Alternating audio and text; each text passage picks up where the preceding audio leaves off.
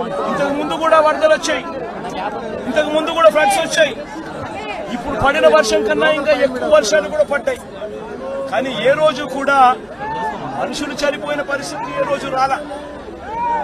ఇంతటి దారుణమైన పరిస్థితులు ఏ రోజు లేవు. ఏకంగా చంద్రబాబు నాయుడు గారు అనే వ్యక్తి తాను ప్రజలను పట్టించుకోవాల్సిన ఆవశ్యకతను పూర్తిగా మర్చిపోయి రెడ్ బుక్ పాలనతో పరిపాలన సాగిస్తూ కక్ష సాధింపుల మీదనే ధ్యాస పెడతా ఉన్నాడు తప్ప గవర్నెన్స్ మీద ఏం చెయ్యాలి అన్న దాని మీద ధ్యాస లేకనే ఇది మ్యాన్ మేడ్ ఫ్లడ్ కింద ఇంత భీకరంగా తయారైన ఫ్లడ్ ఇది. 5 ఏళ్లు అంటే ప్రభుత్వం మంత్రి గాని ముఖ్యమంత్రి గాని ఎవరైనా సరే ఒక్కరోజు ఫీల్డ్కి వచ్చారా?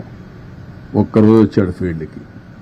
అది కూడా రెడ్ కార్పెట్ వేసి పెద్ద ఎత్తున ఫీల్డ్ విజిట్ చేశాడు. మామూలు కార్పెట్ వేసుకొని ఫీల్డ్ విజిట్. ఇప్పుడు పాపం విధిలేని పరిస్థితిలో బురదలో దిగాడు. ఎందుకు దిగకపోతే గతి లేదు కాబట్టి. ఏంటి రాజకీయాలు, చెత్త రాజకీయాలు?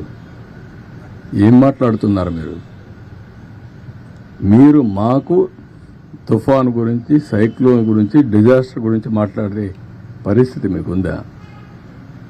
తెలుగుదేశం పార్టీ ఎప్పుడు కూడా ఒక బాధ్యత కలిగిన పార్టీ. ఎవరికి ఎక్కడ కష్టమున్నా సమర్థవంతంగా, అది కూడా ఒక శ్రద్ధతో పనిచేసే పార్టీ. పేదవాడికి ఎక్కడ ఇబ్బంది లేకుండా చేయడం కోసం అన్ని విధాల ప్రయత్నం చేసే పార్టీ. దాన్ని వెకిలి చేసి మాట్లాడడం, లేకపోతే వీళ్ళ యొక్క క్రిమినల్ నేచర్,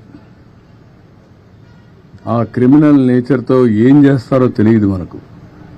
వాళ్లే నేరాలు చేసి ఆ నేరాలు వేరే వాళ్ళపైన వేసి తద్వారా రాజకీయ లబ్ధి పొందాలని ప్రయత్నం చేస్తారు. చాలామందికి అనుమానం ఉంది రాష్ట్రంలో, ఏంటి ఇవన్నీ ఎట్ట జరుగుతున్నాయని.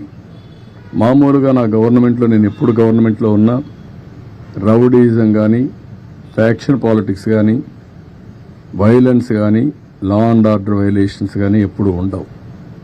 అలాంటిది ఈ మధ్యకాలంలో అక్కడక్కడ తోక తిప్పే పరిస్థితికి వస్తున్నారు. తోక తిప్పే పరిస్థితికి వస్తున్నారు అంటే కొంతమంది రాజకీయ ముసుగులో పెత్తనం చేయొచ్చు, తప్పించుకోవచ్చు అనుకుంటున్నారు. కానీ రాజకీయ ముసుగులో మీరు తప్పించుకోలేరు. ఇష్ట ప్రకారం చేస్తే ఎవరిని వదిలిపెట్టాం. మొన్నే గుడ్లవల్లేరులో మీరు చూశారు. ఏం మాట్లాడారండి మీరు? మాకు సిన్సియారిటీ ఉంది.